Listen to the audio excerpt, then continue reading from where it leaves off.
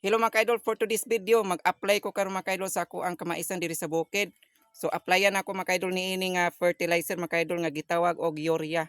So mao ni mga ka-idol katuning murag asin mga ka-idol ang i-apply nako karon sa kung kamaisan diri mga ka-idol. So mao ni nga area mga ka-idol ako ang applyan karon nga mga mais mga ka-idol. So mao ni sila mga ka-idol nagtugsok na og sugod ang ilang banay mga ka-idol. So sakto na ni sila abunuhan mga ka-idol og urea.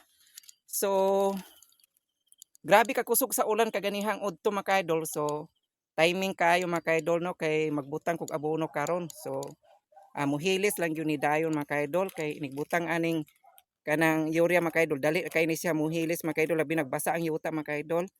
Oh, mura ni siya asin mga ka-idol, mutunaw lang dayon mga ka-idol nigbutang nato labi nagbasa ang yuta bitaw. So mao ni ako ang mais diri sa bukid mga ka-idol.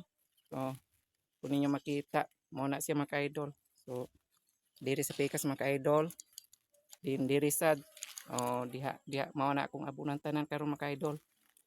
Okay, so mao ra ta mga ka-idol kay mga bonus ako ani mga ka-idol.